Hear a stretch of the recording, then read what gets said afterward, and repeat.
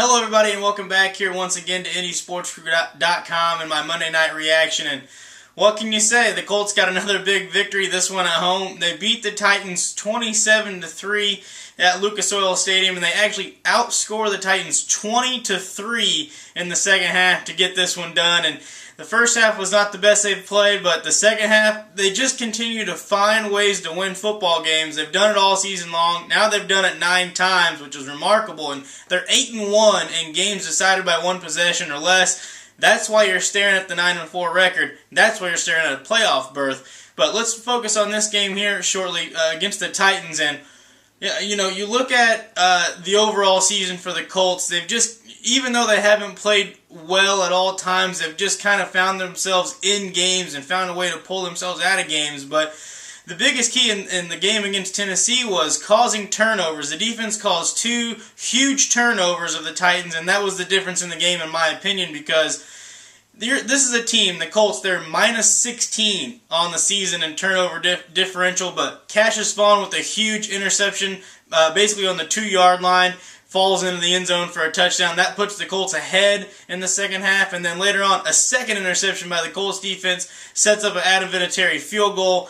10 points off of turnovers just in the second half alone gives you the momentum, gets the crowd into it, and gets you another win. And it's just remarkable to see a team be able to put together wins in different ways. You know, they've had games where Andrew Luck's been high scoring, and the offense has been high scoring with Reggie Wayne and Donnie Avery and all the guys. And they've had games like in Detroit last week where a remarkable comeback that nobody sees coming, and you get a little bit lucky because Detroit gives you the ball back and you score on the final possession of the game. And then you have a game against Tennessee where you're fighting, you're scratching, you're clawing, you're trying to find a way to win, and your defense, which has not caused very many turnovers all season, comes up with 2 huge ones in the second half, puts you in position to score some points. You get 10 points off those turnovers, and you find a way to win the football game in the end. It's just unbelievable how they've been putting some of these wins together.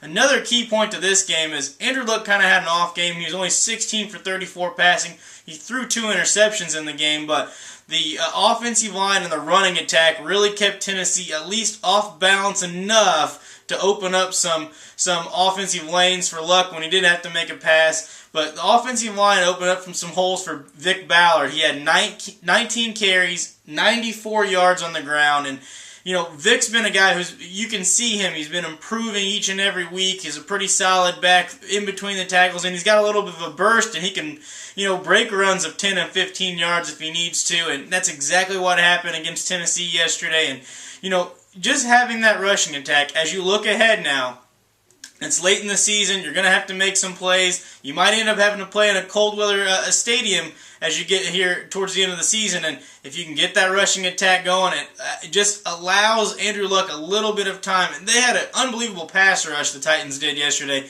but they got enough from the rushing attack to open up just enough throwing lanes for Andrew Luck where he was able to make a couple plays down the field. And now, and most importantly, and the thing that's on everyone's mind right now, is the Colts are 9-4 right now, and they are in unbelievably great playoff position with just 3 games to go. You're up 2 games on every other wild card opponent, I guess you would say.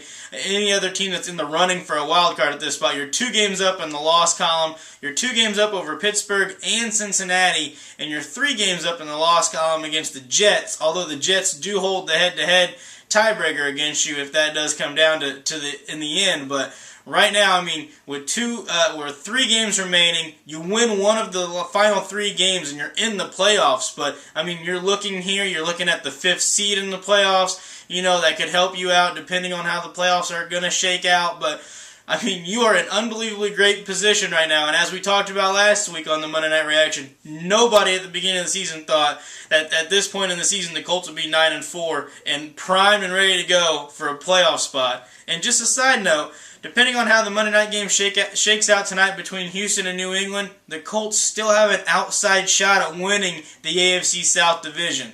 You play Houston 2 of your final 3 games. If New England's able to knock off the Texans tonight, you're looking at a very, very important game next week in the AFC South, where if the Colts could knock off the Texans, they'd be 1 game behind, 2 games to go, in the final game of the season against the Texans here at home in Indianapolis. So some pretty big things, but right now you have to feel pretty good if you're a fan of the Big Blue and the Horseshoes, because you're looking like you're going to be playing some January football in the playoffs. Thanks for coming to IndySportsCrew.com, and we'll see you again next time.